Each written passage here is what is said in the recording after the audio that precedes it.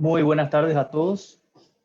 Hoy nuevamente en el ciclo de charlas de la Agencia Espacial del Paraguay tenemos la posibilidad de tener a dos excelentes profesionales que están contribuyendo activamente con el segmento terrestre del proyecto Paraguay al Espacio, que tiene como objetivo lanzar el primer satélite paraguayo.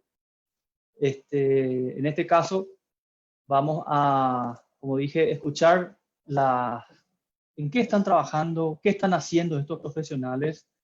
Uno es de la Facultad Politécnica de la Universidad Nacional y otro es de la Facultad de Ingeniería también de la Universidad Nacional.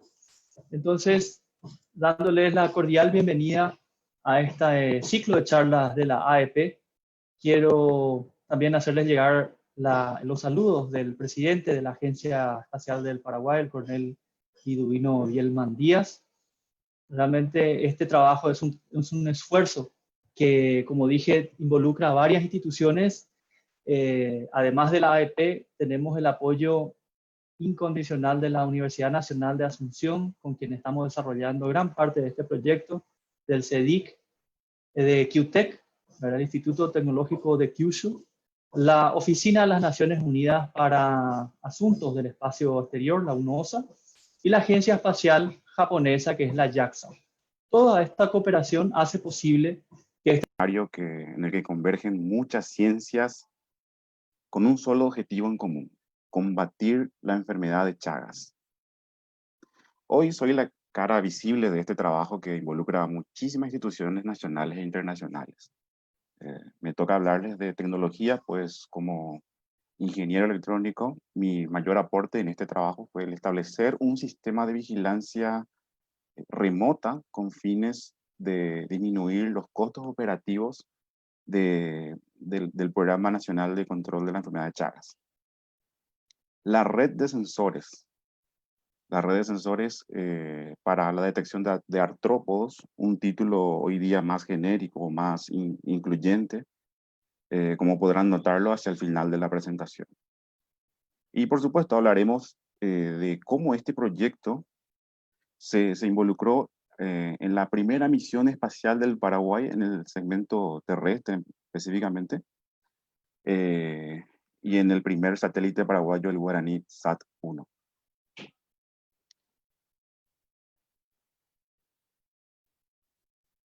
Primeramente quisiera comentarles algunos números. La enfermedad de Chagas se encuentra sobre todo en zonas endémicas de los 21 países de América Latina, lo cual nos da un número aproximado de 100 millones de personas que están en riesgo.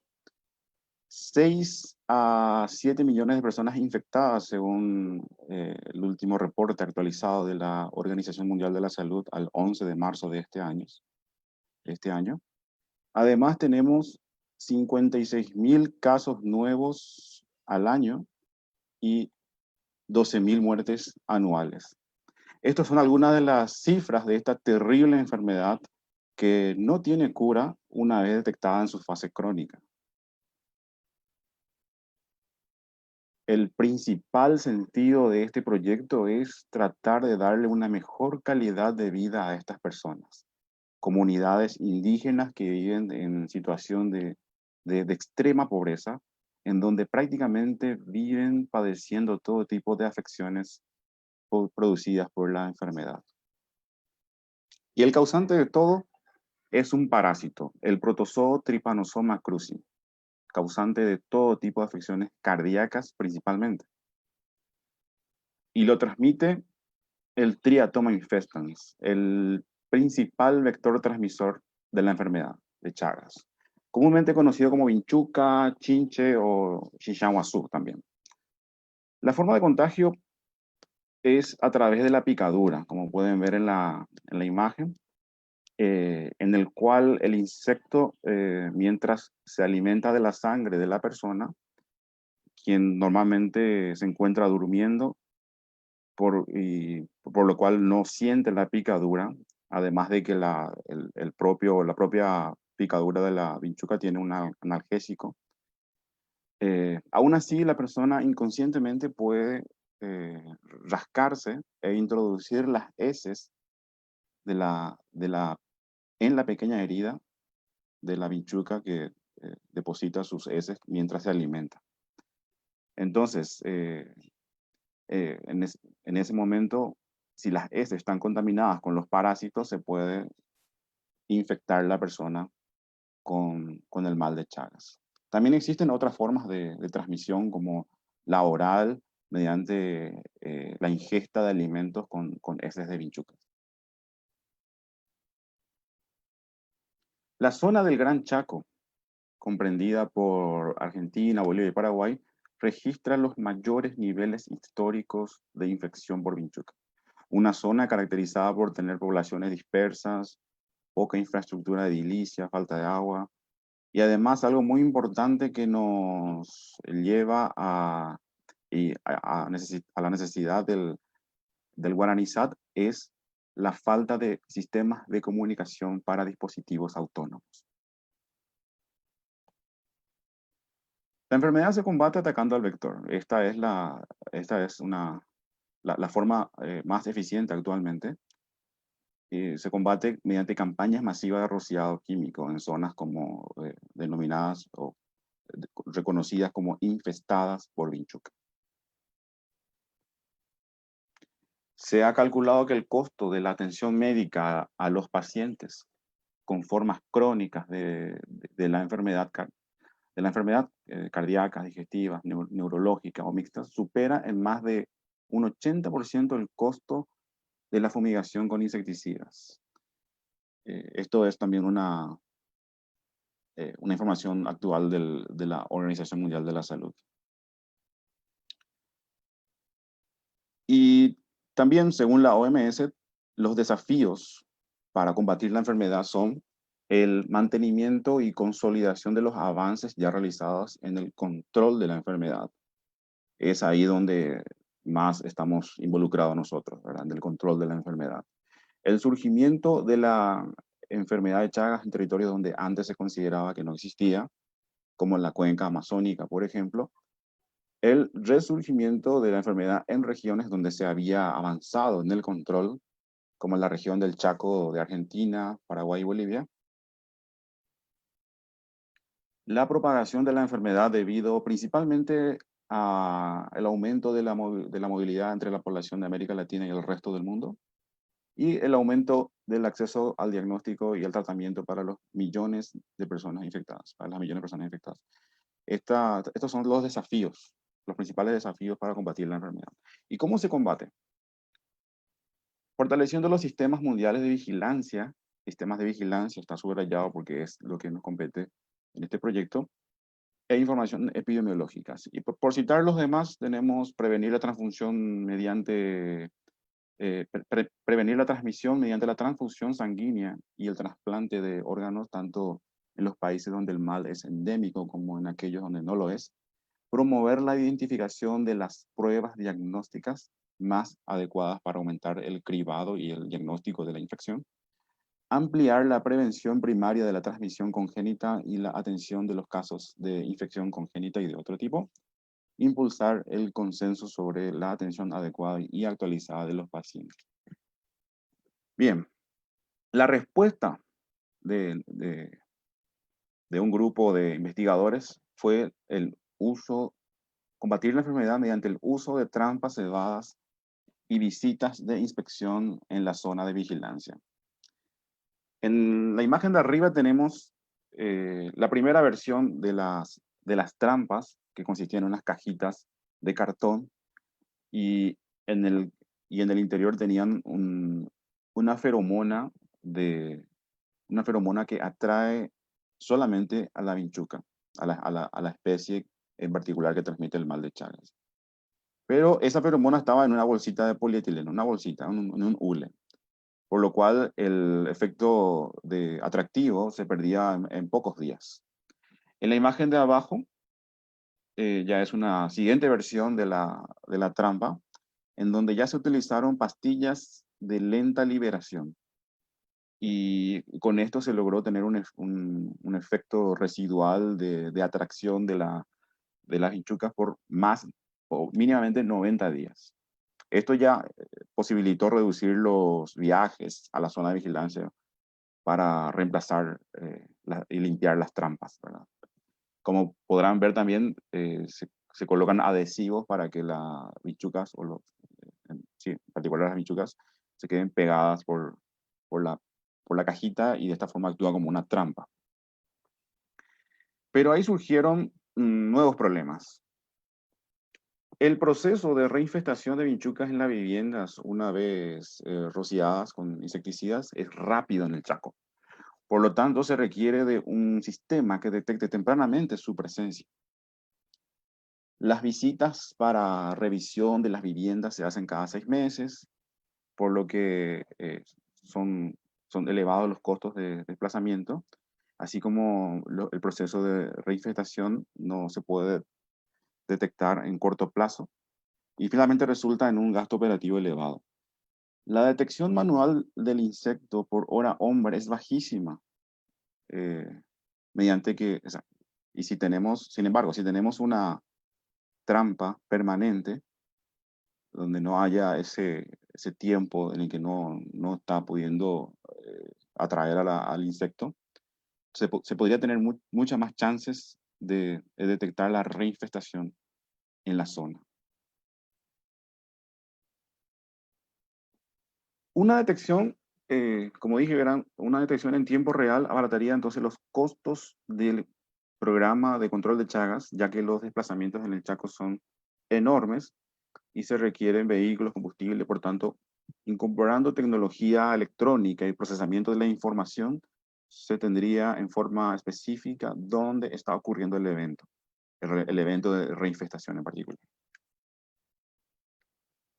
Sin embargo, en el Chaco tenemos muchos desafíos para la tecnología electrónica, eh, porque el Chaco es un ambiente hostil para los dispositivos electrónicos debido a las temperaturas, a las altas temperaturas de ambiente ocasionales a cambios bruscos, eh,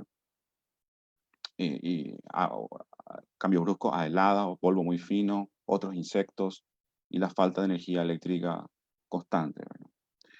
Entonces, estos son los problemas con los cuales nos encontramos a la hora de diseñar un dispositivo electrónico que pueda sobrevivir en el Chaco. El proyecto DARTI, por sus siglas de detección automatizada de reinfestación por Triatoma infestans, la especie que transmite el mal de Chagas, se desarrolló en la Universidad de las Islas Baleares, inicialmente en España, en el que propusieron un esquema de solución basado en una red de sensores y servidores remotos. Sin embargo, no pudieron implementarlo por el simple hecho de que no cuentan con las vinchucas en España para realizar los ensayos. Entonces, debido a eso, en 2012 se enviaron a nuestro país diseños y prototipos desarrollados en ese proyecto. Podemos ver a la izquierda lo que se recibió de España, de la Universidad de las Islas Baleares, y a la derecha las modificaciones que fuimos realizando aquí en laboratorios para probarlo con vinchucas vivas. Por lo tanto, en ese tiempo, en los laboratorios de la Facultad Politécnica se han realizado numerosos ensayos con vinchucas vivas a fin de comprobar el funcionamiento de la metodología automatizada del insecto, el cual se realiza mediante sensores fotoeléctricos infrarrojos.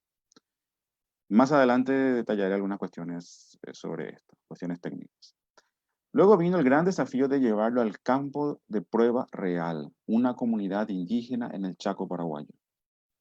Entonces, a continuación veremos cómo se ha logrado vigilar experimentalmente una comunidad indígena que se encuentra aproximadamente a 450 kilómetros de Asunción durante 10 meses, las 24 horas del día, sin tener que realizar inspecciones manuales y visitas frecuentes, lo cual posibilitó disminuir los altos costos operativos. Veamos algunos trabajos similares, puesto que como es un problema que abarca a mucha gente, que involucra a mucha gente, o muchos son los afectados, hay mucha gente trabajando también en esto. Por ejemplo, tenemos un sistema de detección también mediante redes de sensores para chinches o otra especie de vinchuca, vamos a decirlo, que también, digamos, lo pensaron muy similar a nuestra solución. Una red de sensores, un concentrador, un transmisor y un receptor, una comunicación remota a un servidor remoto para poder almacenar la información. Sin embargo, el sensor para detectar la presencia del insecto es otro. No, se utilizaron sensores capacitivos. Por lo tanto, ahí hay una diferencia del tipo de sensor que nosotros propusimos. Y algo más cercano, porque lo anterior, digamos, es un trabajo teórico, y algo más práctico se hizo aquí en Argentina. Eh, Han desarrollado un dispositivo que permite detectar y capturar el insecto transmisor del mal de Chagas en el interior de las viviendas precarias y en lugares aledaños, como los gallineros, por ejemplo. El dispositivo, como podrán ver en la imagen, es un dispositivo de una estructura plástica resistente, alargada, que va montada sobre un riel o un soporte fijado por la pared, que contiene adhesivos para poder atrapar a las vinchucas. Sin embargo, este sistema no cuenta con un sistema de comunicación. Y este trabajo tiene una conclusión muy interesante. Un programa de vigilancia es eficiente cuando combina múltiples técnicas para determinar infestación mediante cajas, sensores, inspección manual, involucrando a la comunidad, y estos sistemas implican bajo coste, esfuerzos mínimos y participación del gobierno. Entonces, como podrán ver, hay mucho trabajo científico que apoya que la forma en que se está combatiendo la enfermedad es la adecuada. Bueno, hablemos de tecnología. ¿Cuáles son los sensores utilizados luego de la revisión literaria realizada? Hemos encontrado cuáles son los sensores utilizados para detectar la presencia de insectos o plagas. Tenemos los sensores de presión o sensores para detectar cuando un insecto se puso encima. Tenemos los sensores de radiación infrarroja, los de visión artificial, los sensores químicos, los sensores de proximidad, que pueden ser capacitivos o fotoeléctricos. La zona de vigilancia, recordando un poco el problema que pretendemos resolver. Necesitamos vigilar una zona para detectar la presencia de la plaga. Necesitamos, por tanto, ubicar estratégicamente sensores en la zona y poder comunicar a distancia para poder alertar en forma temprana la infestación por la plaga que se pretende monitorizar.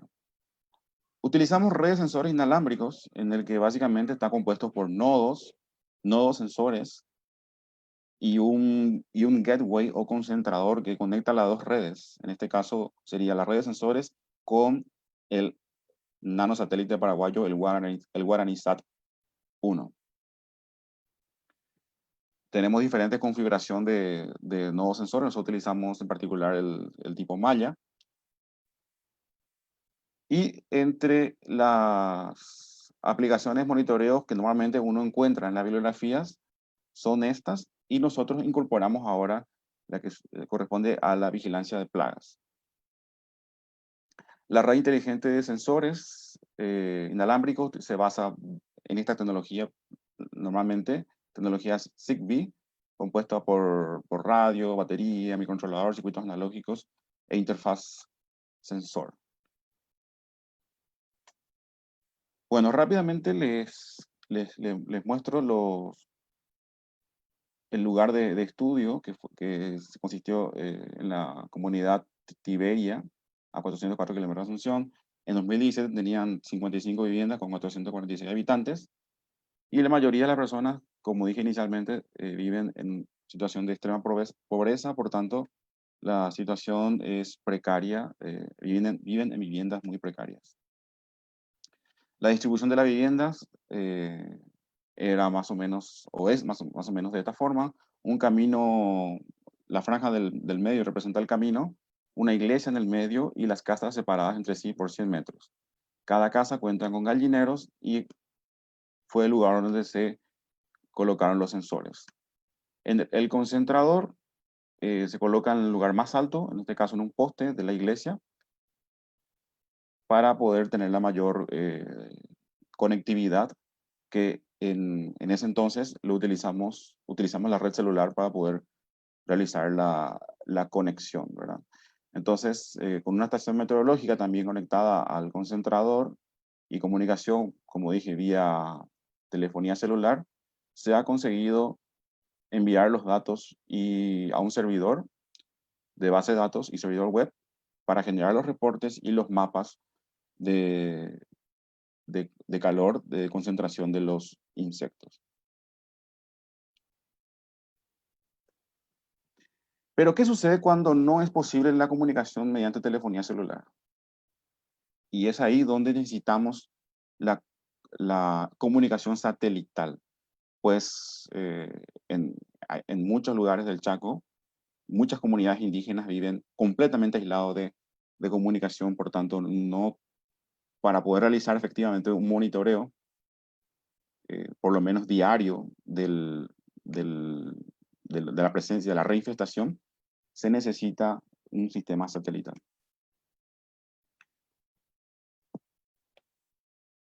El mecanismo de detección que utilizamos es por rebote, es decir, sensores fotoeléctricos infrarrojos que cuando ingresa el insecto genera una forma de onda en particular, y de esta manera el microcontrolador dentro del detector determina que ha ingresado el insecto.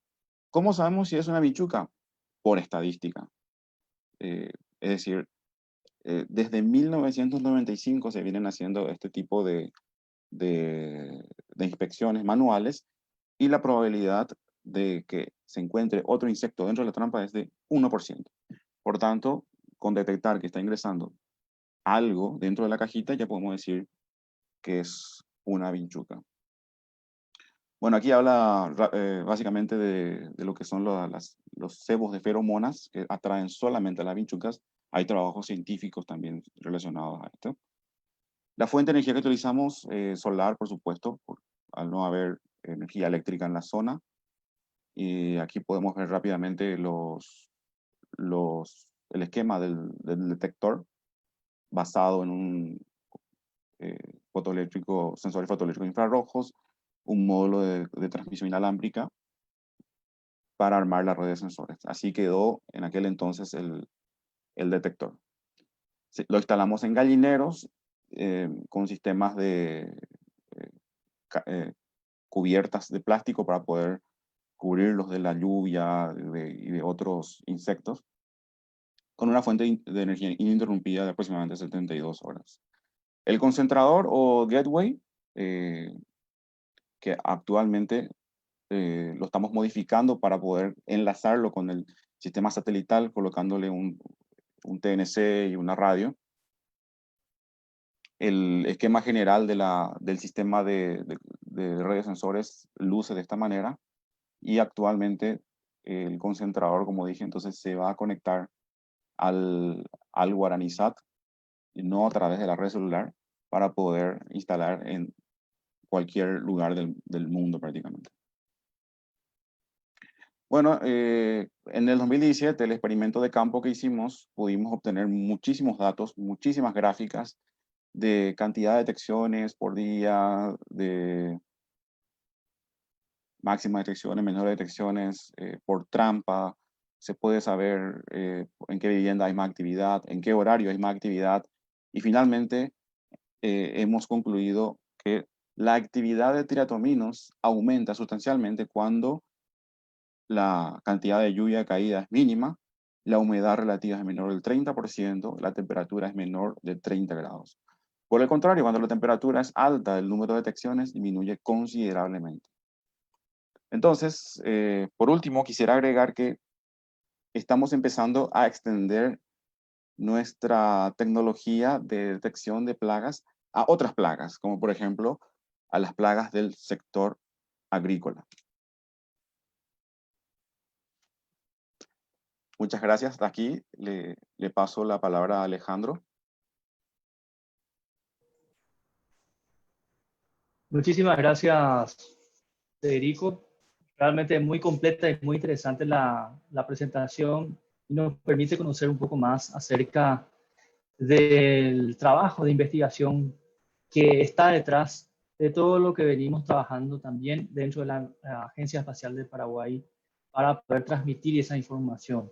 Realmente esto es un esfuerzo de equipo, de grupo, de varias instituciones, de varios profesionales, de varios investigadores, y realmente hacemos un poco énfasis en eso, en la cooperación, ¿verdad? Agradecemos a la Universidad Nacional de Asunción, a la Facultad Politécnica y a la Facultad de Ingeniería por el apoyo constante que estamos recibiendo para el desarrollo de nuestras actividades, no solamente en esta, sino también en otras líneas que la Agencia Espacial de Paraguay está explorando, está desarrollando. Entonces, ahora vamos a hablar un poco más acerca de la transmisión de datos utilizando tecnología satelital. Entonces, vamos a darle la bienvenida a Luis Miranda Kuhner. Él es estudiante de la Facultad de Ingeniería, está haciendo su trabajo final de tesis. Bienvenido, Luis, el piso es tuyo, te escuchamos. Buenas tardes, Alejandro, gracias por la presentación y por la oportunidad también de demostrar a la gente lo que se está haciendo dentro de la Universidad Nacional de Asunción. Así que, prosigo.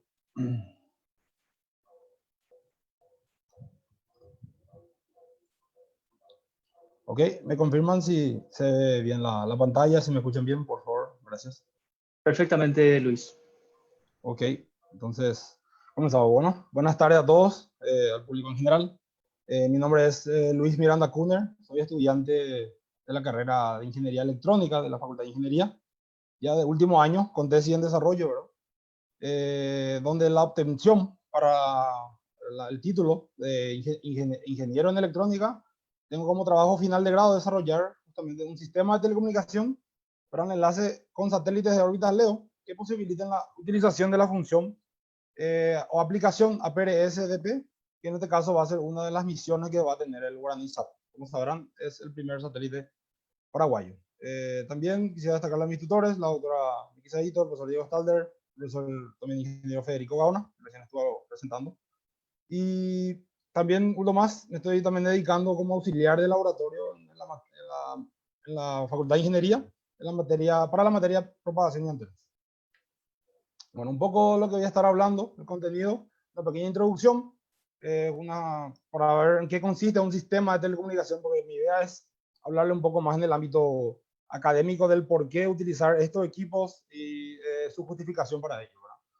Los objetivos, qué objetivos me planteo para poder llegar a un diseño de un sistema de telecomunicación que posibilite la comunicación con el Guaraní-SAT. Cuáles son las metodologías, de dónde vamos a obtener esta información mediante la revisión de la literatura, y que ya en anexo un poco qué es lo que fui haciendo ya hasta ahora. Así que pasamos. Siempre me gusta empezar con un poco nada más de historia o una previa antes de empezar la parte técnica, ¿verdad? Ya mencionando lo que en presentaciones anteriores del jueves, el ingeniero Adolfo y el ingeniero Aníbal Mendoza estuvieron hablando de que el Guaraní-SAT está formando parte de lo que hoy en día es un nuevo programa o concepto que es el denominado New Space, ¿verdad? Donde gracias a eso Paraguay tendría la oportunidad de poner su primer satélite o segmento espacial, ¿verdad? Y eso contribuye, es gracias a la contribución de básicamente universidades que habrían empezado ya en los años 80, ¿verdad? Donde básicamente se rompe un esquema donde solamente para el sector de defensa o el sector militar o un sector privado nada más eran la gente, el sector que desarrollaba segmentos espaciales. Ahora hay un nuevo concepto que las universidades mismas pueden desarrollar eso a bajo costo con elementos que pueden ser de fácil acceso. Entonces, gracias a eso, como consecuencia, hoy en día se tiene una constelación de nanosatélites que están orbitando sobre nosotros todo el tiempo, ¿verdad? Con diferentes aplicaciones. Para observación de la Tierra, red de comunicaciones. Y en este caso tendríamos en un futuro próximo el Guaraní-SAT para, en este caso, la misión que ya le estuvo explicando el ingeniero Gaona hace instantes, ¿verdad? Para la detección del triatoma, del mal de Chagas. Perdón. Bueno, para entender un poco un sistema de telecomunicación, entonces vamos a entender, y para poder ver cómo se va a interactuar con el Guaraní SAT, hay que entender un poco una estación terrestre, básicamente, cómo funciona, ¿verdad? Y básicamente la estación terrestre base que va a tener que tener para el operador aquí en tierra es una estación que funcione con radio paquete, o packet radio, como se llama en inglés, que ya es una forma de comunicación digital, donde se pueden mandar mensajes de texto entre transmisor y receptor, y se puede transmitir de forma continua o no, ¿verdad? De esta manera, haciendo una analogía nada más, el servicio de mensajes, el SMS que ustedes utilizan, es una forma de radio paquete, nada más que usted se utiliza la red celular, sea de la operadora que ustedes elijan, ¿verdad? Y pagan por ese uso de esa red. En este caso, con una estación, básicamente, que por un radioaficionado puede adquirirlo, teniendo una radio, como se puede ver aquí, o una antena, más un dispositivo modem, se le denomina TNC.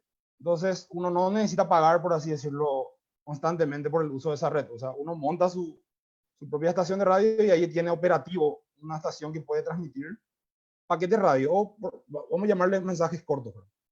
Y eventualmente, también tiene una ventaja por sobre el SMS que utilizamos normalmente en nuestro día a día, que la frecuencia que se utiliza en la frecuencia que utilizan los radioaficionados, puede ser la VHF o UHF, que tienen mucho más alcance que una red celular normal. Entonces eso da mucha ventaja también. Entonces básicamente, como le dije, consta el sistema de radio paquete, la estación de radio paquete tiene que constar de una antena instalada en una torre, lo posible bastante alta, sin obstáculos a su alrededor. Luego contar con una radio, que también es de no muy difícil acceso. Luego entra lo nuevo aquí, que es un modem denominado TNC o Terminal Node Controller.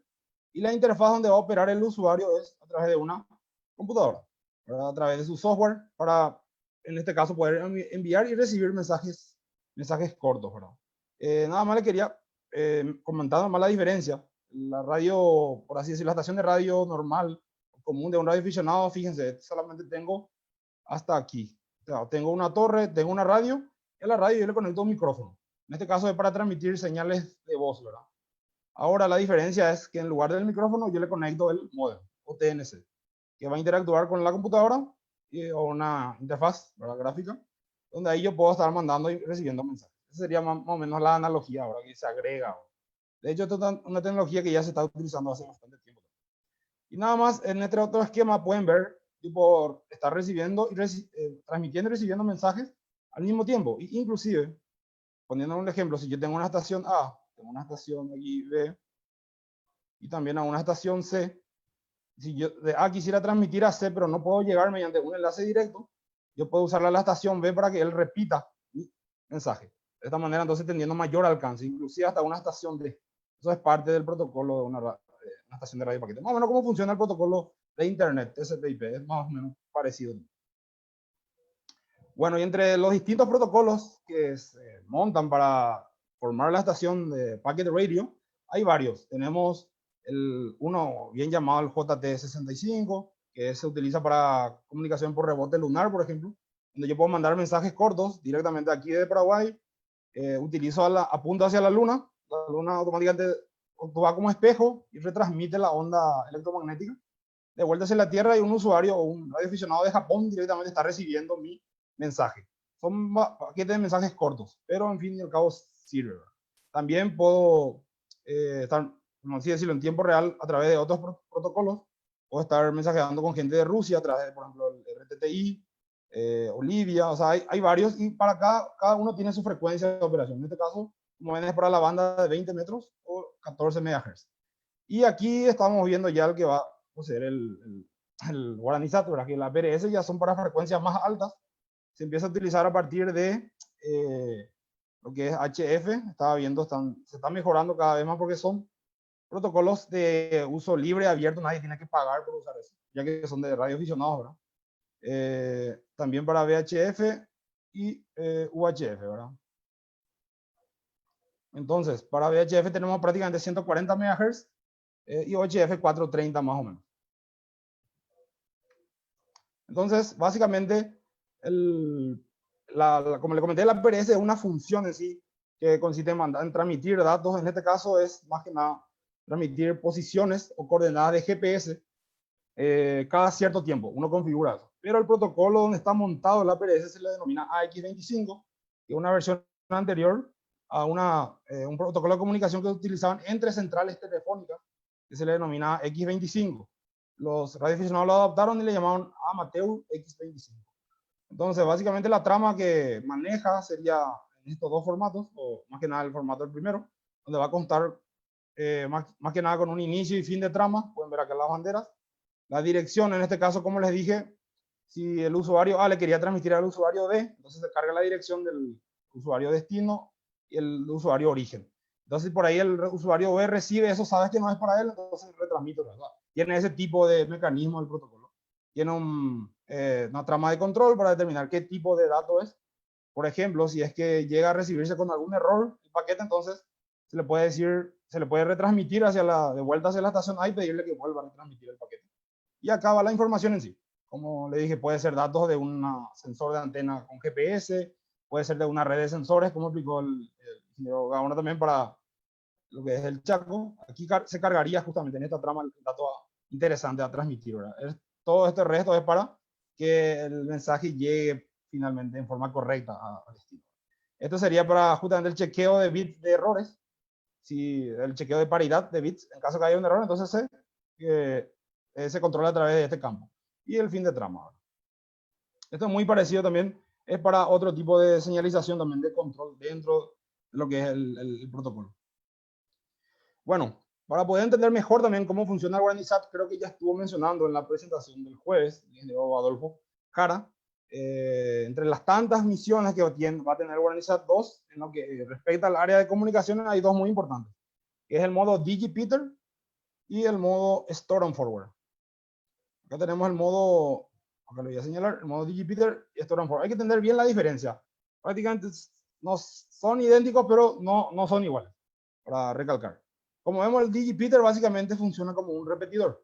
Como ya le dije, ese protocolo de X25 servía para que, si yo quiero comunicarme del usuario A al usuario C, pero el B está en el medio, en este caso la estación B sería el satélite, porque yo, en este caso, quiero comunicarme con este usuario B, pero en forma directa no tengo un alcance con mi sistema de telecomunicación. Entonces conozco, por ejemplo, la hora y el lugar que va a pasar el satélite. En este caso, el satélite ahorita baja en ese instante transmito mi mensaje corto. En este caso, un ejemplo, el usuario A tiene un ID o se le llama call sign en el término del radio aficionado, que viene a ser el ID de su estación. El usuario B, su call sign o su ID es I, ¿verdad? En este caso, él quiere mandarle un hola. Entonces, como ven, envía un mensaje tan corto como esto. Cuando pasa al satélite, ¿verdad? Entonces el satélite automáticamente lo que hace es, sin mucho delay, sin mucho retraso, retransmite automáticamente ese paquete. Y el usuario B lo recibe, como ven aquí. Le aparece el ID del usuario A y le sale el mensaje corto. En este caso todo se ve. Y el usuario B lo mismo. Le quiere transmitir hola A porque, por así decirlo, confirmar de que ha recibido su mensaje o para contestarle. Hola A, entonces, ¿qué es lo que recibe acá en el paso 4? El usuario A es del ID y que es la estación B, hola usuario A. Entonces, básicamente, eso lo hace instantáneamente. O sea, eso no toma ningún delay ni ningún retraso. Esa sería la función DigiPeter. Eso utilizando el protocolo AX25. Y la otra, por así decirlo, la otra aplicación que va a tener el Store and Forward, que es muy útil para por así decirlo, también comunicación entre el sistema de telecomunicación entre estaciones terrenas.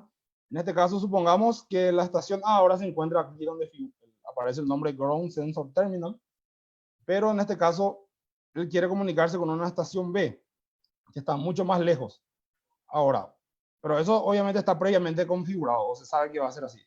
Entonces, al transmitirle desde el Ground Sensor Terminal, una vez determinado la hora y el lugar que va a pasar el satélite, nanosatélite, lo transmite, pero ahora el satélite no lo retransmite automáticamente. Lo que hace es, lo almacena en unidades de memoria que posee el satélite, esos datos, y luego, cuando esté en la proximidad de la estación terrena, que es la que quiere recibir o descargar finalmente esos datos, accede a ellos a través de una señal de telemetría o de comando, descarga completamente esos datos. Y básicamente este sería el modelo, el esquema, así, haciendo nomás analogía, el mejor modelo para poder representar lo que es para la estación del Chaco. Básicamente van a estar, por así decirlo, los sensores dotados con un sistema de telecomunicación instalado en lugares remotos, y de esa manera el satélite va a transmitir hacia el satélite, y el satélite, cuando se encuentre en órbita o en cercanías de lo que es la estación de la Universidad Nacional de Asunción o la estación principal, entonces va a poder descargar esos datos. Entonces bien atiendan esa diferencia entre lo que es Digipeater, que podría utilizar un radio aficionado, ¿verdad?, para deleite de ese sector, ¿verdad?, y el Store and Forward, que es para la misión en sí. En este caso, ambos se podría utilizar con el protocolo AX25. Bueno, y nada más, ya para ir terminando nuestra introducción, a lo largo de mi presentación voy a estar llamando al sistema de telecomunicación que en conjunto se permite el seguimiento y monitoreo de satélites. Se le denomina estación terrena o segmento también terrestre. También puedes encontrar la palabra Air Station o Ground Station también, o sea, distintas palabras en inglés. O sea, todo ese conjunto de los operadores, la computadora, los sistemas que controlan el hardware para el mantenimiento, la operación, todo eso en conjunto se le llama estación terrestre. Entonces, un poco conociendo lo que es el tipo de satélite que para el cual va a estar preparado el sistema de telecomunicación, son satélites de órbita baja, que va a ser el GuaraniSat. Y un ejemplo muy llamativo es la Estación Espacial Internacional, que es también un satélite de órbita baja. Podemos ver aquí algunas de sus características, como por ejemplo, vemos la velocidad de órbita que tiene, fíjense, 7,6 kilómetros por segundo, eso es con respecto a la Tierra.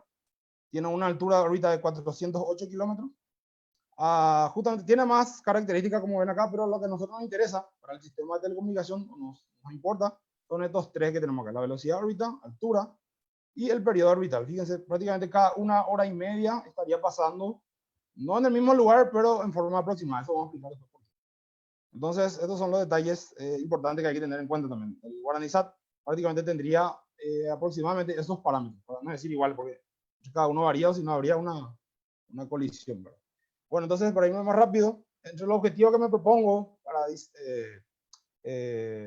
para lograr, para culminar mi trabajo final de grado, es nada más diseñar un sistema de telecomunicación para enlaces con satélite de órbita LEO que posibiliten la utilización de la función APRS-DP. En este caso, el caso es GuaraniSat 01, y eso menciono bien porque existen muchos otros satélites de órbita baja también que poseen esa función de APRS-DP. La misma Estación Espacial Internacional posee esa función, o sea, también se puede testear de esta manera el sistema de telecomunicación. Creo que el GuaraniSat estaría en órbita de aquí a 6-7 meses más o menos, entonces podemos estar testeando ya antes con otro tipo de satélite. Para lograr ese objetivo general o principal, yo propongo dividir los trabajos en 3 divisiones principales. Entonces, uno de ellos es plantear los distintos escenarios que pueden darse para estaciones terrenas que posibiliten el establecimiento de un enlace con el GuaraniSat. Justamente menciono esto porque debido a las distintas misiones que va a tener, y mismo entre la PDRS Digipeater y el Store and Forward, entonces mencionar, por ejemplo, que no solamente se necesita estar en un lugar, por ejemplo, alto, o que se necesita estar en un lugar fijo, muchas veces teniendo, por ejemplo, estando en el lugar más remoto, teniendo una estación terrena móvil, por así decirlo, entre comillas, se puede también estar estableciendo una comunicación. Entonces sería plantear cuáles son todos esos entornos donde es posible eso. Siguiente, esto ya más tiene que ver con la facultad donde estoy realizando mi tesis, que es en la Facultad de Ingeniería, en el predio de CITEC, el Centro de Innovación Tecnológica, es de realizar una estación de radio a bajo costo que permita, en este caso sería una estación de radio terrena, o sea, terrestre, por así decirlo, para permitir comunicaciones terrestres, pero que utilice la función APRS-DP para un laboratorio de transmisión, que es donde estoy actualmente enseñando. Y un elemento muy importante en cualquier sistema de telecomunicación son las antenas. En este caso, como ven, vamos a ir viendo las distintas problemáticas o situaciones que se presentan a la hora de seguir o tracking también se le dice, seguimiento de un satélite de órbita baja. Y vamos a ver que con distintos tipos de antenas se pueden obtener distintos tipos de resultados. La idea sería determinar cuáles son los más óptimos para ello. Y bueno, entonces dentro de lo que es justificación vamos a ver cuáles son las situaciones o los problemas que nos encontramos a la hora de traquear o de seguir, ¿verdad?, o monitorear un satélite de órbita baja. El primero de ellos, de los 4 que hay, son el cambio de azimut y elevación del satélite respecto de la superficie terrestre.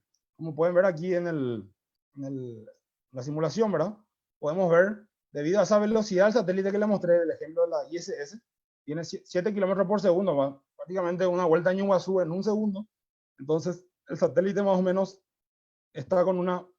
tenemos que tener un sistema capaz de seguirlo en todo el tramo que vaya recorriendo ese satélite. Porque va, respecto al lugar donde se encuentra la estación terrena o el operador, hay un cambio de azimut y elevación. Eso podemos ver aquí en este slider. Entonces es el primer problema o desafío a tener en cuenta. El siguiente, como ya también le mencioné, el satélite suele tener un periodo orbital o de órbita baja de 1 hora y media en promedio, pero no es que pasan por el mismo lugar en el que había pasado hace 1 hora y media atrás. Eso cambia. Es debido al movimiento de rotación de la Tierra, traslación, o sea, hay muchos parámetros de astronomía ahí pero en promedio uno puede estar recibiendo entre 4 a 3 veces, por así decirlo, puede hacer contacto en todo un día con un nano satélite. Me refiero a hacer contacto a nivel por un sistema de telecomunicación, ¿verdad? Justamente pueden ver aquí esa simulación en un determinado momento pasa sobre la estación terrena, luego de 1 hora y media ya pasa más alejado. Entonces, muchas veces se tiene el 100% del contacto durante todo el día. ¿Y cuál es, por así decirlo, la ecuación en forma matemática? Se puede expresar la ecuación de la órbita del satélite. Y está determinado por un parámetro denominado Two-Line Element, o TLE, lo cual, como ven aquí, está formado por estos 8 o 7 parámetros que ven aquí. Básicamente son todos números, cada satélite dispone de uno, donde básicamente me describe los elementos básicos de la órbita de los nanosatélites. En este caso podemos ver el epoch, podemos ver la inclinación orbital, la ascensión recta del nodo ascendente, argumento del perigeo, excentricidad. Son todos parámetros que posee o que describen en sí la órbita del satélite. Y esto va cambiando cada 15 días, en promedio cada 15 días. O sea, también estos números que están aquí van cambiando. Estos datos donde se pueden proveer en forma gratuita, mismo proveído por la NASA o alguna otra agencia espacial también internacional, y es completamente gratis. ¿Para qué es importante, yendo al grano sobre este tema, conocer el Two-Line Element actualizado? Justamente para evitar para que yo pueda predecir, o un software de tracking de satélite pueda predecir el momento, el lugar y la hora que va, por así decirlo, que va a pasar el satélite lo más cerca a mí. Para no cometer el error de, por ejemplo, yo quiero traquear y había sido hace 5 minutos o hace 1 hora atrás y ya pasó el satélite. Entonces, es muy importante tener actualizado esto. Si descargan o llegan a tener algún sistema de tracking de software de satélite, tendrían que actualizar esto cada tanto. Como tercer problema, estamos en la parte de telecomunicación, ¿verdad? Vemos también el efecto Doppler. ¿Por qué me refiero? Debido a esa velocidad del satélite, que es 7 kilómetros por segundo o 28.000 kilómetros por hora, pueden tomarle también así, básicamente tenemos que ese satélite está transmitiendo ondas, o sea, ondas electromagnéticas, señales de radiofrecuencia, que al final, por la velocidad de la Tierra, de rotación de la Tierra y la velocidad del satélite, resulta que esas ondas electromagnéticas, yo a la hora de recibir, no estoy recibiendo la misma frecuencia en la cual transmitió el satélite. En este caso, el satélite, por ejemplo, vemos que transmitió a esta frecuencia, 436.795, pero al comenzar, al ir acercándose hacia la estación terrena donde yo me encuentro, fíjense, empieza con una frecuencia mayor, luego va disminuyéndose. Hasta la mitad del paso, que sería el lugar más cercano a mí, va a ser lo más próximo, en el cual es la frecuencia real que estaba transmitiendo. Aquí podemos ver justamente esa simulación, que justamente varía esa frecuencia de recepción, podemos ver aquí, al medida que el satélite se va acercando a la estación terrena. Es más o menos la analogía con el sonido de la ambulancia cuando uno escucha que se va acercando y luego al alejarse cambia, por así decirlo, el tono. Y entonces, ¿por qué esto me hace un problema? Porque yo tengo que utilizar radios a la hora de recepción de esas señales de radiofrecuencia y uno tiene que sintonizar la frecuencia en la radio. Y imagínense, si esto está variando constantemente, entonces, si está variando la frecuencia de recepción, entonces tengo que estar variando también la frecuencia de mi radio. Tengo que estar sintonizando cada tanto. Entonces, por así decirlo, es necesario de algún operador o ver de alguna manera algún sistema que a través del software de tracking de satélites, como este que tenemos aquí, interactúe con la radio, pueda leer, por ejemplo, estos datos que están aquí y pueda, por así decirlo, controlar la radio en forma automática. y de hecho hay radios denominadas el sistema CAT, que es el Control Automatic Tuning, donde se conecta en forma serial, puede ser vía USB o RS-232. Automáticamente la radio, a través de ese puerto, interactúa con un software de tracking de satélites que, les digo, hay gratis, podemos estar hablando de eso. Puede estar, por así decirlo, cambiando y sintonizando cada tanto esa frecuencia. Entonces no se necesita un operador para eso. Por siguiente, ya un poco más técnico, vemos también el último efecto, que es el cambio de polarización a la hora de recibir. Como vemos, las antenas usuales de los satélites de órbita baja suelen ser antenas dipolos, como estos alambres que vemos aquí. Suelen ser así. Una suele ser para VHF, otra para UHF, suele ser de doble banda. Pero fíjense, por el movimiento que tiene el satélite a esa velocidad, en un instante se encuentra en esta posición, pero en otro instante se encuentra ya, por así decirlo, con respecto a su eje, en otra posición. Y resulta que para que yo pueda recibir correctamente la señal, en este caso vemos si así está la antena, mi antena en recepción también tengo que situar con el mismo ángulo. Pero debido a ese movimiento continuo del satélite, la antena ahora puede estar situada así en forma horizontal.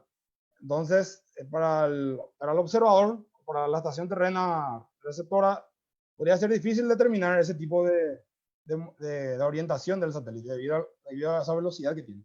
Entonces hay que dotarle de una antena que pueda, por así decirlo, tener un sistema que pueda recibir, no importa en qué dirección venga por así decirlo, la señal. Y ese tipo de antena se le llama antena con polarización circular. Entonces no importa en qué dirección venga, el satélite puede recibir. Entonces eso también es un punto a tener mucho en cuenta, porque puede producir pequeñas pérdidas, o por así decirlo, silencios durante algunos momentos, si no se cuenta con ello. Bueno, entonces ya vimos entre los principales 4 problemas. Estaba el de cambio de azimut y elevación, cambio de frecuencia, vimos el cambio de la órbita del satélite cada 15 días, que hay que actualizar, y por último la polarización. Esos 4 son los parámetros que tienen que tener en cuenta a la hora de desarrollar un sistema de telecomunicación para satélite de órbita baja. Entonces, teniendo todo en cuenta eso, ya adentrándonos más para poder definir algún criterio para diseñar el sistema de telecomunicación, hay que plantearnos estas 2 preguntas. Primeramente, ¿qué es lo que vamos a traquear en el espacio? En este caso va a ser un CubeSat, un segmento espacial. ¿Qué características va a tener ese CubeSat? Usualmente suele ser de órbita baja, si va a ser de órbita polar, si va a ser de órbita ecuatorial. Hay que tener en cuenta que esos CubeSat, como son pequeños, no son muy grandes, suelen ser de 30 por 30 centímetros, no son, la verdad que no, y pesan menos de 2 kilos. Entonces no llevan baterías, por así decirlo, bastante de alto rendimiento, sino que suelen ser de no mucho consumo, entonces transmiten a baja potencia. Eso es muy importante a la hora de la recepción. Luego hay que ver qué protocolo es la que va a utilizar, si va a utilizar el IQ25 o va a ser un satélite repetidor de voz, de FM, por ejemplo, o algún otro tipo de protocolo, y ver qué frecuencia va a utilizar. Por último, la última pregunta, una vez tenido en cuenta la primera observación, qué es lo que vamos a traquear en el espacio, es entonces qué es lo que va a requerir mi segmento espacial. Y aquí vemos entonces dónde voy a ubicar, esto es muy importante definir desde un inicio, dónde es que voy a ubicar mi segmento espacial, mi estación terreno. En este caso, si va a ser la universidad, va a ser en el colegio, va a ser por ejemplo en el Chaco, donde justamente necesito automatizar la estación terrena porque no voy a tener personal, por ejemplo, para enviar ahí que esté las 24 horas, 7 días a la semana, ¿verdad? Entonces ese tipo de cosas hay que definir también desde un principio. Después vemos que queremos que opere en la banda de frecuencia que definimos para el satélite, ¿verdad? O en este caso, si queremos una estación terrena ya más general, para no solamente recibir de guardanizar, porque ya no desarrollamos para otro tipo de satélite. Y debido al problema de azimut y elevación que le comenté, de 7,6 km por segundo que tiene la velocidad, hay que contar de un sistema rotador, o sea, a través de motores, ¿verdad? Que puedan hacer, por así decirlo, variar en forma mecánica la posición de la azimut y elevación de la antena para que pueda seguirle a estos nanosatélites. Por último, por penúltimo, tenemos un sistema de antenas buenas que estaba parte de mi objetivo secundario, ¿verdad? Más específico, para ver cuáles son los tipos de antenas mejor. Por ejemplo, para recepción, sería bueno tener una antena omnidireccional. Son antenas que pueden recibir señales de cualquier dirección del espacio. Entonces, por ejemplo, para recepción no necesito de un rotador, por ejemplo.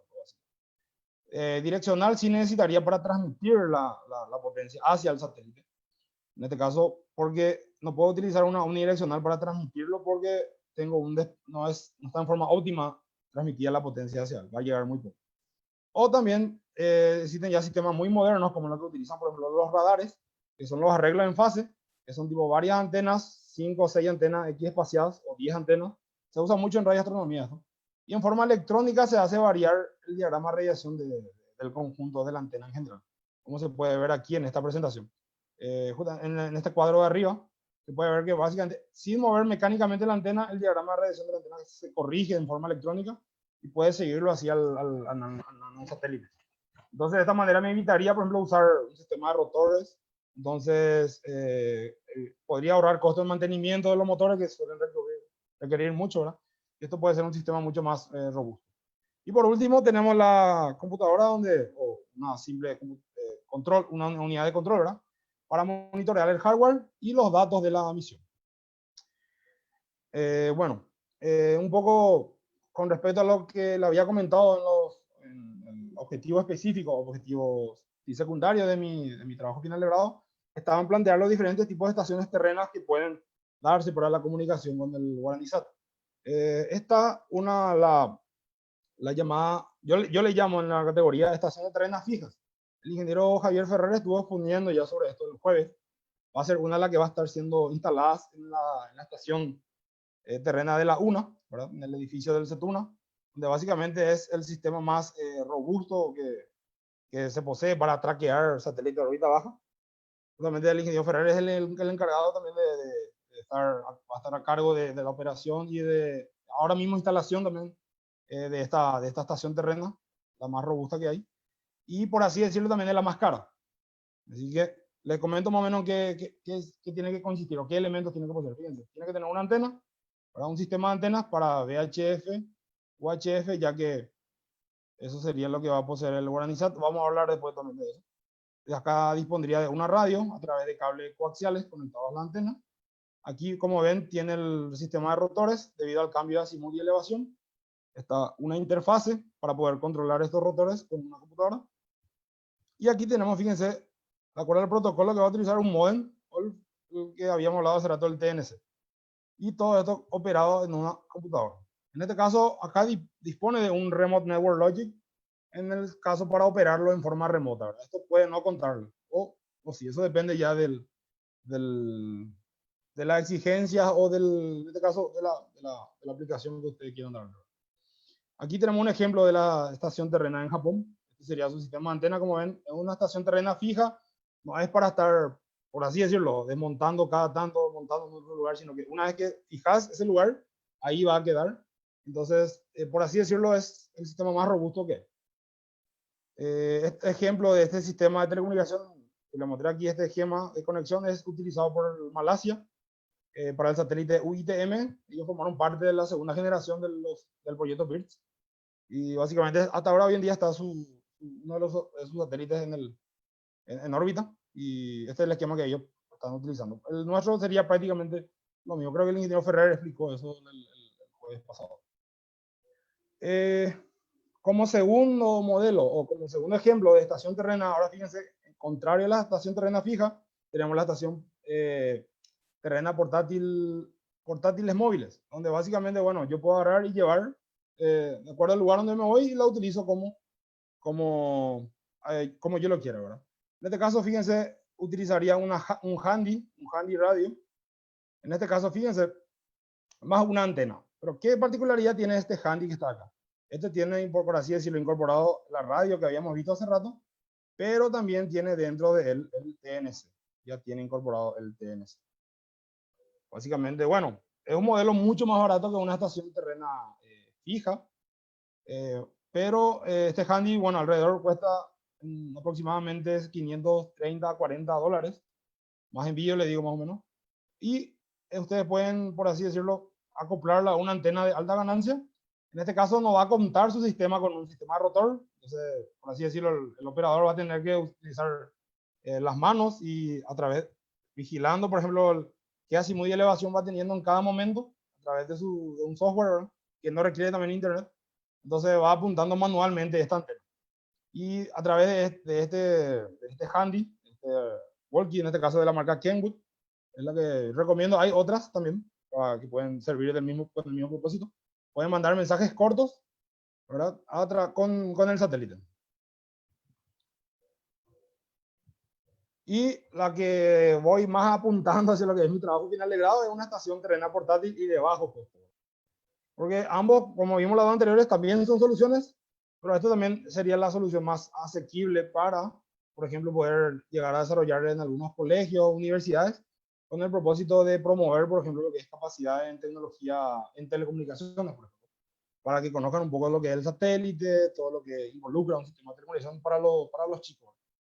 Entonces acá vemos básicamente que puede constar de, en este caso, acá ya no utilizo una radio, utilizo un nuevo dispositivo que está siendo muy utilizado ampliamente ya y está cambiando el concepto de la radioafición para los más jóvenes especialmente, donde utilizo radio definido por software, donde básicamente parte de lo que era el hardware de una radio tradicional ahora se hace vía software. Como ven acá, aquí tenemos su interfaz gráfica, donde ahora el tuning, el cambio de frecuencia, yo puedo ver las señales en forma todo gráfica, ¿verdad?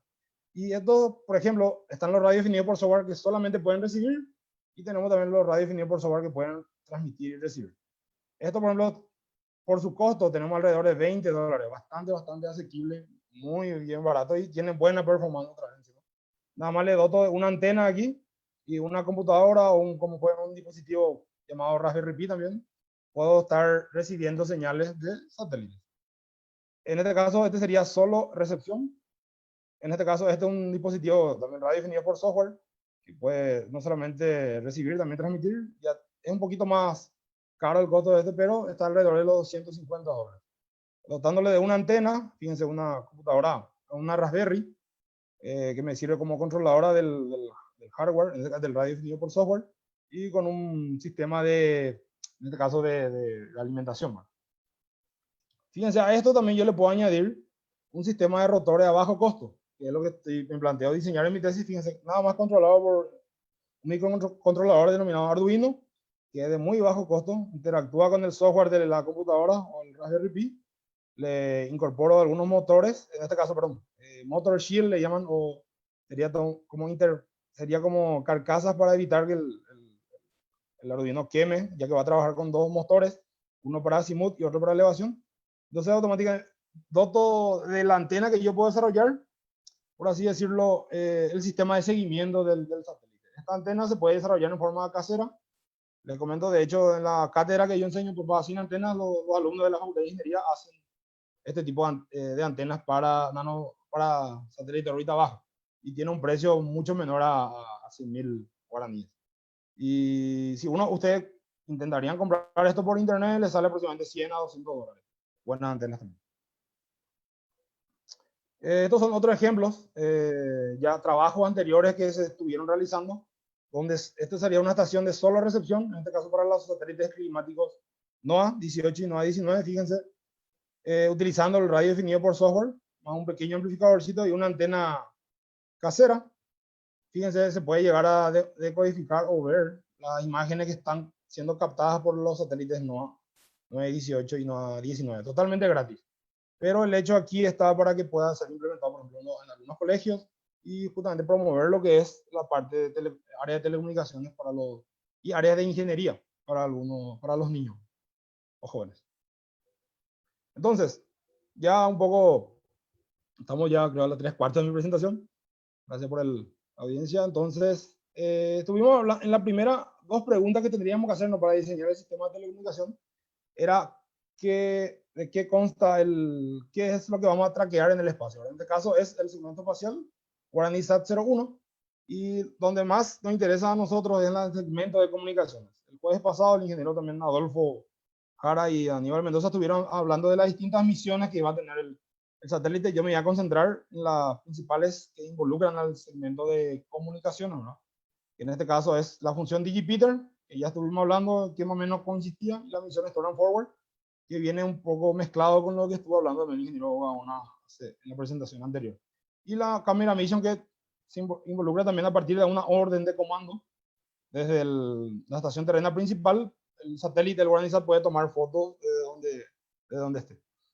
Además, como le dije, ya le estuvo mencionando en la presentación anterior el jueves pasado, y ya no involucra tanto lo que es comunicaciones. Entonces, este es un Sí, por ahí, no sé si habían visto ya en la presentación anterior del ingeniero Adolfo Jara, estos son los tipos de fotografía que puede ir tomando el Guaranísat. En este caso, este es para la tercera generación de los satélites, el BIR-3. El Guaranísat va a estar formando parte de la cuarta generación del satélite que desarrollan en la Universidad de QTech. Pero básicamente consistiría en que una estación terrena principal le manda una orden a través de telemetría.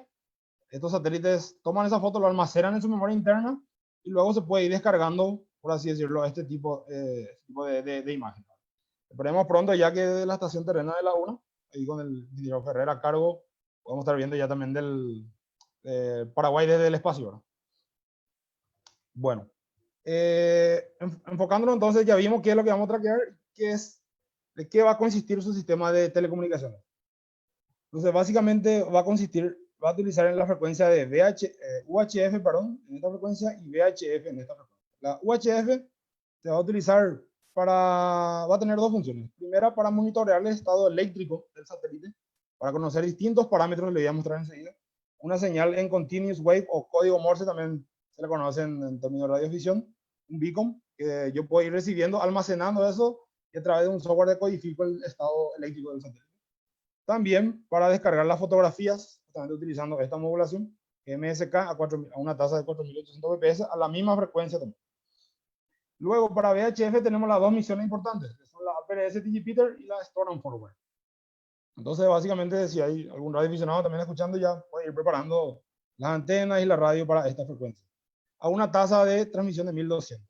Y para mandarle la señal de uplink es secreto, así que eso nada más se va a hacer desde la estación terrena principal. Ya le estuvo comentando el ingeniero Gaona y creo que también el ingeniero Ferrer en la presentación, que es parte de pero bueno, no le dije, es parte de la agencia espacial también. El jueves pasado, en qué consistiría el esquema principal del proyecto de la misión Store and Forward Guaranísat. Existiría aquí la red de sensores instalada en un lugar remoto. Estos datos se van a concentrar en un concentrador y luego, por así decirlo, vamos a hacer el traspaso al TNC de la estación terrena del Chaco. Una vez que el satélite pasa, esto lo transmite al mismo y luego cuando se encuentre en cercanía de la estación terrena de la UNA, de San Lorenzo, entonces ahí podemos descargar esos datos para su posterior procesamiento. Bueno, ya yendo más a lo que es mi tesis, ¿se acuerdan? Le había dicho de una estación terrena portátil de bajo costo. Entonces yo me voy a plantear dos modelos. Una va a ser de solo recepción y otra va a ser de recepción-transmisión. La de solo recepción, podemos ver aquí en este esquema, va a constar de una unidad de control y visualización, que sería una computadora o un Raspberry Pi, donde va a contar con el software de tracking del satélite. Después, tenemos un sistema de adquisición de señales. En este caso no voy a utilizar una radio tradicional, voy a utilizar una radio definida por software de $20, más un pequeño amplificadorcito en caso de que la señal se reciban un poco débiles, debido a esa distancia que era 400 kilómetros más o menos. Fíjense que no voy a contar acá con un sistema de rotores para el cambio de asimulación, entonces lo que va a hacer es solo recepción, entonces voy a estar utilizando antenas que tienen un diagrama de radiación bastante amplio. Si se pueden hacer una idea, si por ejemplo sería la superficie terrestre, el diagrama de radiación de mi antena sería más o menos algo así. O sea, señales que vienen de esta dirección, de esta dirección o de esta dirección, pueden recibirlo sin ningún problema. Entonces, no necesito un sistema de rotores. Entonces, estos tres tipos de antenas sería un trabajo contrastar y ver cuál de ellos es la más óptima. Ambas tres están catalogadas como antenas omnidireccionales. ¿Y qué es lo que vamos a recibir a través de este sistema? Vamos a recibir las señales CW o el código Morse beacon, que es para saber el estado del satélite. Acá le voy a mostrar básicamente, dentro del proyecto BIRS 4, el satélite Guaranísat va a estar acompañado de otros dos, que son el satélite de Japón, el Tsuru, y el de Filipinas, el Maya 2, donde cada 35 segundos va a estar transmitiendo su beacon, o en este caso cifrado en código Morse para saber el estado del satélite. También creo que el ingeniero Adolfo le había hablado el jueves pasado de lo que pudieron asistir, ¿verdad? Que era el gen antena. Se va a transmitir en dos fases del código Morse. Primero por las antenas dipolo, que le comenté hace rato en qué consistía, y también a través de esta antena. Bueno, y básicamente, ¿qué es lo que vamos a recibir? Fíjense, vamos a estar recibiendo varios segmentos. Primero es el ID del satélite. a través del call sign, estos satélites también tienen su ID. Vamos a poder determinar si es el Suru, si es el Guaranísat o el Maya. Después vamos a tener el nombre del proyecto, sería BIRDS 4 aquí en vez de BIRDS 3. Esto es el modelo de formato del BIRDS 3. Aquí un pequeño mensaje corto que se le puede ordenar de la estación terrena principal que transmita, o en todo caso se omite esto, ¿verdad? Y lo que nos va a interesar a nosotros es codificar este parámetro que está aquí, el housekeeping data, que consiste en 10 números decimales, como ven aquí, y una vez demodulando, me puede dar, fíjense, que va a contar más o menos de 8 a 16 bits, perdón. Fíjense, entre los números 1 y 2, yo puedo tener una variación del 1 al 99. Entonces, aquí me puede dar, por ejemplo, el estado de batería que tiene el satélite actualmente. O sea, en el momento que recibí, la corriente de la batería, la temperatura de la batería y cuáles son las celdas solares que están recibiendo, por ejemplo, sol y cuáles están en sombra. O sea, ese tipo de cosas yo puedo estar, una vez decodificado el housekeeping data, o los parámetros en código Morse, voy a introducirlo en este software. Este proveído también por la Universidad de QTech. Voy a poner acá, fíjense, me permiten aquí un ratito, voy a poner aquí la hora que codifiqué, voy a poner cuál de los satélites fue el que agarré, ¿verdad? A través del call sign, y aquí coloco los 10 números a decodificar. Le doy una vez clic aquí en análisis y me va a desplegar justamente automáticamente, este software me va a desplegar estos parámetros que pude recibir. Entonces me parece muy interactivo para que por lo menos en los colegios se pueda llegar a saber, a generar esa curiosidad en los alumnos, en los jóvenes, de qué es el voltaje, qué es corriente, qué es temperatura. Entonces, a través de la electrónica y la tecnología satelital, implementar y converger eso, ¿verdad? Muy, muy interesante. Y no tiene prácticamente ningún costo. Básicamente el modelo 1, como les presenté, va a contar de un radio definido por software que tiene un costo muy barato, $20. El amplificador de bajo ruido que va a costar menos de $15 y la antena por menos de 30.000, ¿verdad? O sea, 50.000, pongámosle un precio ya bastante alto. Y una computadora o PC vieja que uno dispone lo reutiliza para este fin. El último modelo, el modelo 2, como le dije, esto ya requiere que el operario tenga licencia.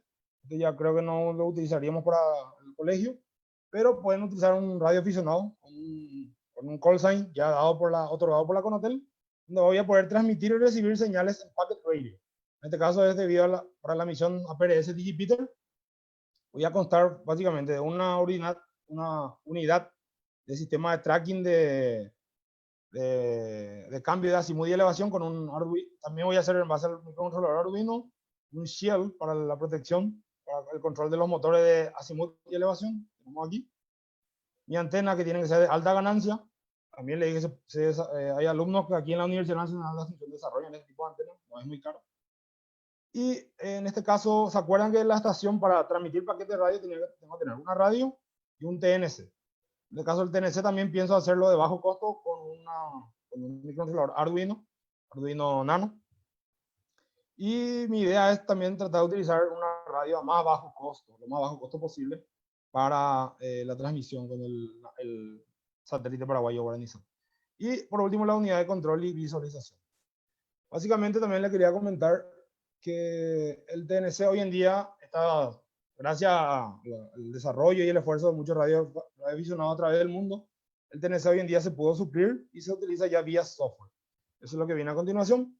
Un proyecto denominado DIWORF, que es Decoded Information from Radio Emission for Windows or Linux Phones, donde básicamente aquí podemos ver un TNC tradicional, que es el que va a constar luego la estación terrena de la UNA. Es bien robusto, ¿verdad?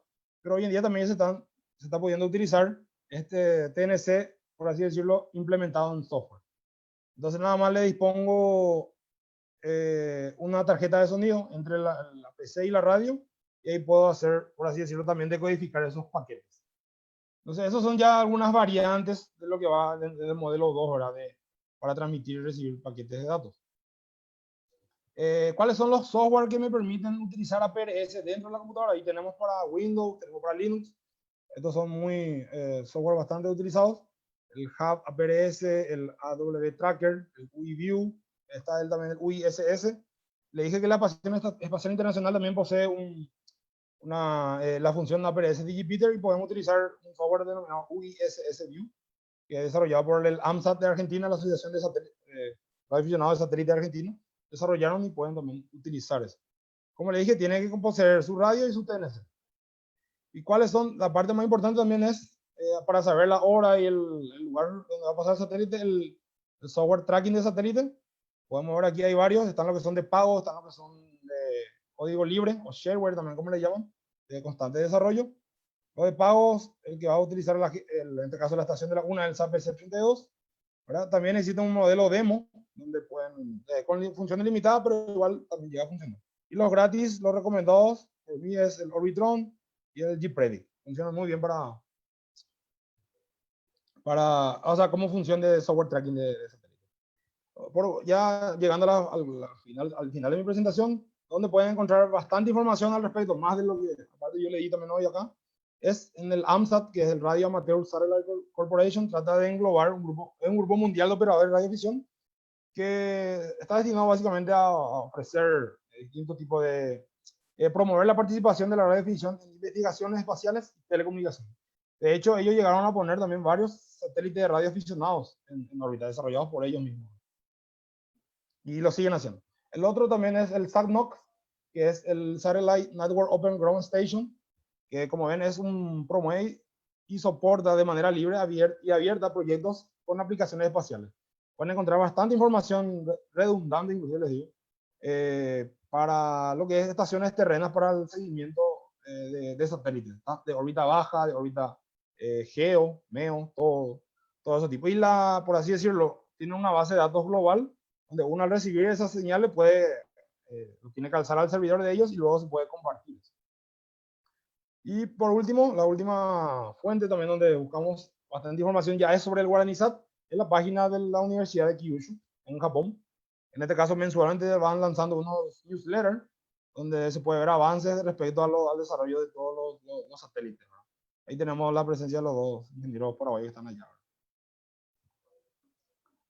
Ya en lo que fui haciendo con el correr del tiempo, estuvimos probando, por ejemplo, ya el modelo 1, en este caso con una antena de alta ganancia en el predio de CITEC, el Centro de Innovación Tecnológica en Isla Abogado Luque, con mis tutores de tesis, en este caso el doctor Diego Stadler y Diego Sandoval, encargado del laboratorio, y el estudiante también, Cristian Pariñagua, parte de un grupo de estudiantes denominado Kabure E4 Space, donde somos un grupo de estudiantes donde nuestras tesis, por decir en común, es tesis relacionadas a temas espaciales. Y desarrollamos varios proyectos en conjunto y nos apoyamos así, entre todos, ¿verdad? En este caso fue para esta actividad, utilizamos una antena del laboratorio de transmisión de acceso inalámbrico y un SR, en este caso como ven aquí en pantalla, de bajo costo, ¿verdad? Y los resultados fueron obtenidos, aquí pueden ver en mi página de YouTube, para que no sufra de ninguna, porque bueno, derecho de autor o cosas así, entonces podrían ver simplemente, me llamo Luis Miranda Kuhner, pueden buscar ahí, sin problema. En este caso fue para detectar el CW del satélite de los BIRD-3, de la tercera generación del proyecto BIRDS, y también otro tipo de satélites, con este tipo de antena.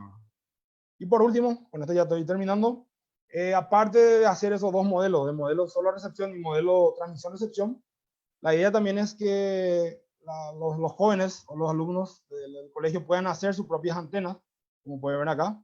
Y la idea es siempre, el problema de la antena es adaptar o encontrar la frecuencia donde se sintoniza mejor la antena. Porque uno le puede dar receta de que tenga que usar cierto tipo de cable o de grosor, y eso cambia las características de la antena. Entonces, muchas veces se hace difícil conseguir en tal o cual lugar ese tipo de cable, entonces, pero no hay problema, puede utilizar otro tipo de cables sin ningún problema. Solo que hay que chequear en este caso qué frecuencia es la cual la antena va a resonar o es la deseada para recibir la señal satélite. Existen instrumentos de telecomunicaciones para medir eso.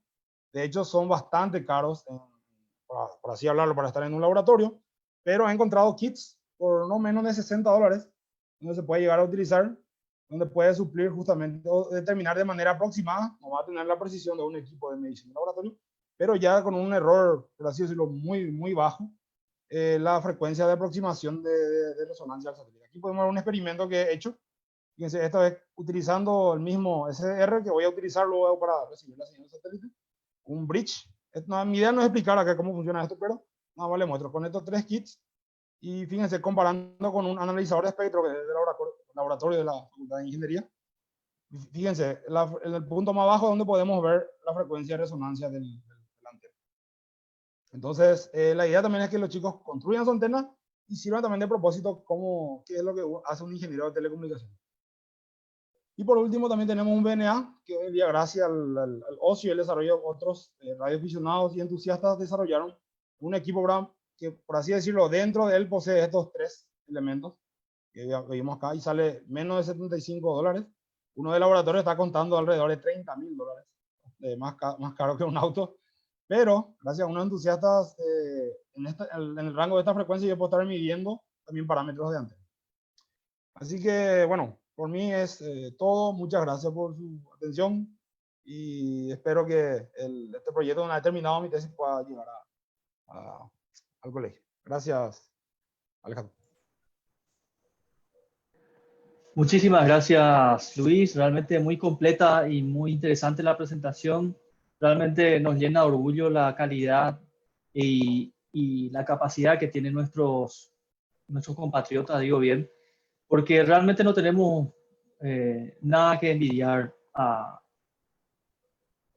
ningún país desarrollado del mundo. Hay talento, lo que falta es oportunidad. Entonces, quiero también mencionar de que tanto el ingeniero Gaona, el estudiante Luis Miranda Kuhner y el ingeniero Ferrer estuvieron en Japón en enero para recibir una capacitación referente a justamente las estaciones terrenas relacionadas al proyecto BIRS, ¿verdad?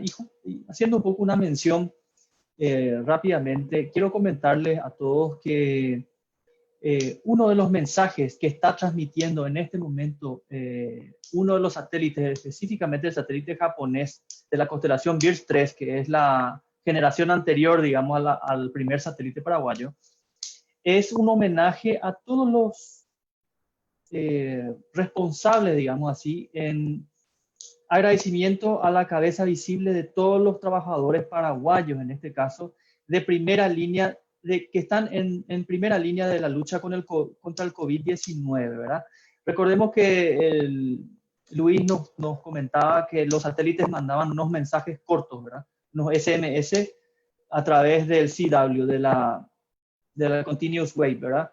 Uno de estos mensajes es un homenaje justamente a la cabeza visible de esta lucha que está teniendo nuestro país, que es nuestro ministro de Salud, el ministro Julio Mazzoleni, digo bien.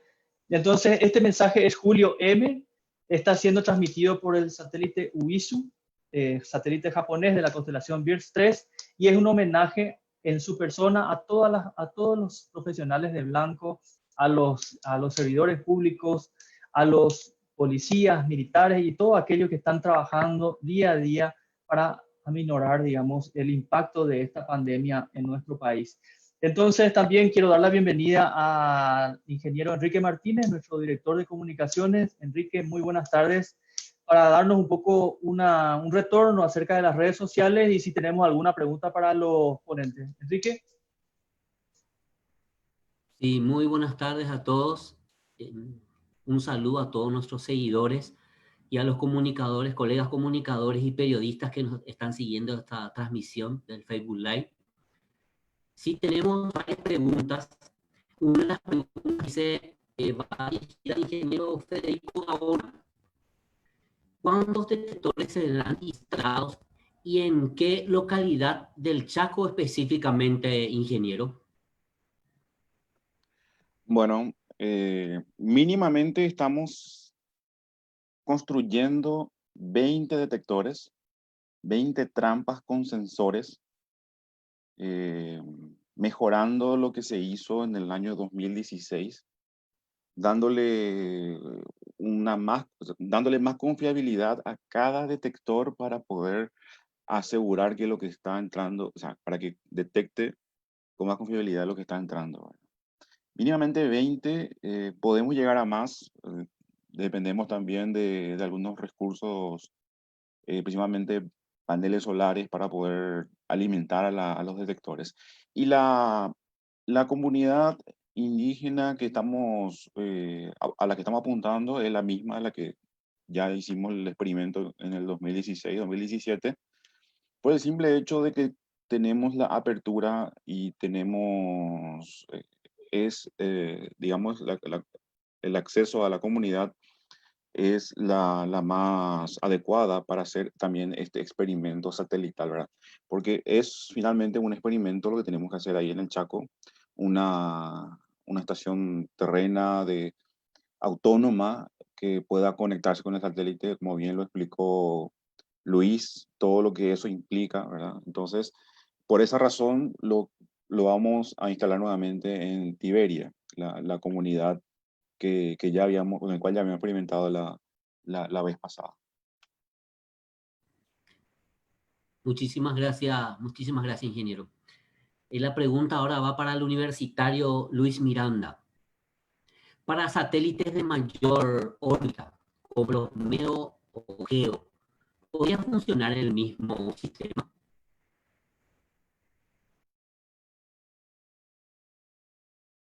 Su micrófono. Sí. Disculpe, sí. Buena pregunta. En caso de que justamente hubiera una diferencia con el tipo de satélite a transmitir o recibir señales, ¿verdad? En este caso, el esquema que yo le presenté en esta presentación es para satélites de órbita baja, suelen tener un promedio de altura de órbita con respecto a la superficie terrestre de aproximadamente 400 a 500 kilómetros, ¿verdad? En el caso que mencionas en la pregunta, puede ir mayor a eso, ¿verdad? Entonces, el esquema podría ser el mismo porque los satélites de órbitas MEO, especialmente en ellos, tienen también un periodo orbital, capaz de ser un poco mayor. Nada más requeriría de, por así decirlo, de equipos un poquito más robustos, de radio más, de una sensibilidad que sea más baja, ya que esas señales que vamos a recibir van a ser más débiles porque a mayor distancia la señal se atenuaría más. Ahora, con respecto a satélites geoestacionarios, ¿verdad? Como su nombre bien lo dice, estos satélites quedan fijos con respecto a la coordenada, por así decirlo, geográfica de la Tierra. O sea, van girando, tienen el mismo periodo orbital que la Tierra, ¿verdad? Entonces, por ejemplo, ahí no necesitaríamos un sistema de rotores o un sistema de seguimiento de azimut y elevación. Entonces, automáticamente, solamente con una buena radio, unos buenos amplificadores, va a ser suficiente para poder captar señales de los satélites GEO. También tenemos satélites GEO que transmiten imágenes en forma gratuita, como el NOAA, que le comenté que era un satélite que trabaja. El GOES-16, que son satélites geoestacionarios que transmiten en forma gratuita. Y también hay modelos para poder recibir esos señales. Gracias. Sí, la siguiente pregunta nuevamente para el ingeniero Federico Gaona. ¿Se podría aplicar esta tecnología para combatir otras enfermedades como el dengue, por ejemplo, ingeniero? Bueno, como bien lo dice el título de la presentación que hice, el sistema de sensores o de detectores que hemos desarrollado está pensado para insectos parecidos a las cucarachas, vamos a decir, en cuanto a tamaño, ¿verdad? Por eso dice artrópodos, digamos que son ese tipo de insectos. Ahora, otro tipo de insectos como los mosquitos, que es el principal vector del dengue, eh, digamos que habría que pensar en otra cajita, en otro dispositivo detector. Eh, digamos que el problema se reduce a cambiar el sistema electrónico del detector. Sin embargo, la comunicación, la red de sensores, utilizando protocolos ZigBee y luego la comunicación satelital, por supuesto, queda igual, ¿verdad? Se trabajaría directamente en el detector en sí. Recién ahí, cambiando eso, sería posible también monitorizar el mosquito, ¿verdad? Gracias, Enrique. Muchas gracias, ingeniero. Y la siguiente pregunta al universitario Luis Miranda. ¿Cuáles serían los posibles beneficios al sector educativo con la aplicación de este proyecto? Ya. Sí. Como les mencioné, por ejemplo, de los dos modelos que yo propongo, ¿verdad? El modelo 1 se aplicaría más al sector educativo, ya que el modelo 2, ya que requiere de una licencia, o sea, eso requiere que el operador tenga que ya rendir en la CONATEL para obtener su licencia de radioafición, ¿verdad? por así decirlo, tendría que ser lo mayor de edad, ¿verdad? Para el sector educativo sería mejor el modelo 1, donde básicamente sería solamente recepción, ¿verdad? Como había mencionado. La idea sería que el alumno, o en este caso el chico, pueda, por así decirlo, ensamblar o conocer todos los elementos, desde instalación del software, configuración en este caso de la radio, armar la antena. O sea, todos son procedimientos técnicos, ¿verdad? Que no requieren realmente un esfuerzo tremendo una vez que ya está todo el esquema a montar, ¿verdad? Donde más que nada sería seguir recetas, pero puede comprender también lo que va a ir haciendo ahí el alumno, y al ir comprendiendo esos diagramas en bloques, por así decirlo, parte por parte, de ir armando y configurando, entonces el alumno conoce más sobre tecnología. En este caso, tecnología de configurar, programar, armar antenas, cómo conectar, o sea, en diversas áreas en lo que es parte de trabajo de tecnología, la parte de, por así llamarlo, ciencias naturales, matemáticas, que hay que conocer incluso el uso de la brújula para por lo menos saber cuál es la azimut que tiene, conocer la diferencia entre el norte verdadero, el norte magnético, o sea, astronomía mismo, ¿verdad? O sea, hay un sinfín de áreas del sector educativo que el alumno, al montar este tipo de sistemas, como que va a crear ese tipo de capacidades dentro del alumno, y eso puede sacar de provecho a la hora de promover justamente áreas de ciencia para el posterior estudio, por así decirlo, avanzado superior en la universidad de estos alumnos, ¿verdad? Y más que nada en el sector de telecomunicaciones, que como sabrán, también es un sector bastante demandado, ¿verdad? Aquí en el país. O sea, se requiere constantemente, año tras año, ingenieros especializados en el área de telecomunicaciones. O sea, hay bastante demanda también en ello. Así que creo que, como se dice, cae redondo armar este tipo de proyectos. Gracias. Ya, muchísimas gracias a los dos. Gracias al universitario Luis Miranda y al ingeniero Federico Gaona. Agradecer de mi parte y de parte de la Agencia Espacial del Paraguay a nuestros seguidores, José Renato, Susan Magalí, Mir González, Quailen Kuner, que manda éxito a todos y saludos y gracias por seguirnos. El piso es tuyo, Alejandro. Muchísimas gracias, Enrique. También quiero aprovechar para enviar un cálido saludo a un gran amigo, Martín Saxa, que nos está viendo desde Bratislava, en Eslovaquia. Imagínense, gracias a la tecnología, cómo podemos llegar a sectores tan remotos. Y finalizar diciendo, nos pasamos 5 minutos de nuestro tiempo, finalizar diciéndoles que para esto sirve el espacio. Justamente hay mucha gente que se pregunta para qué, por qué desarrollar la tecnología espacial, por qué invertir en la preparación de técnicos, de ingenieros en esta especialidad. Esta es una especialidad que es transversal. En este caso estamos hablando de salud pública, estamos hablando de telecomunicaciones, estamos hablando de ingeniería, estamos hablando de ciencia, estamos hablando de matemáticas.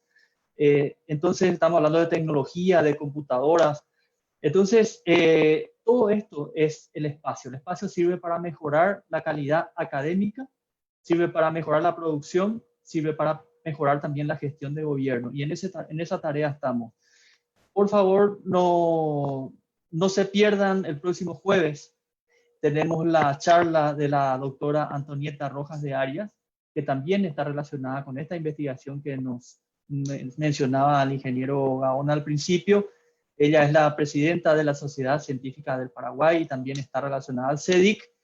Y también vamos a tener charlas de la Agencia Espacial Boliviana que nos van a hablar de mecánica orbital y todo ese mundo fascinante del espacio. Así que decirles que durante el tiempo que duró esta charla, que son 90 minutos, nuestro satélite va a dar una vuelta a la Tierra. Entonces quiero, antes de cerrar, dejar disponible si el ingeniero Gaona quiere dar unas palabras finales, y luego a Luis Kuner si también quiere dar unas palabras finales. Federico. No, nada más que agradecerte Alejandro y Enrique, a toda la Agencia Espacial Paraguaya por el espacio para poder compartir lo que estamos haciendo, para un medio más de difusión, de que la gente conozca de este mundo apasionante, complejo y apasionante del mundo de los sensores y la la conexión con el espacio, ¿verdad? A través de los satélites. Y nada, muchas gracias por esto. Muchísimas gracias, Federico. Luis, ¿tenés algunas palabras finales antes de cerrar?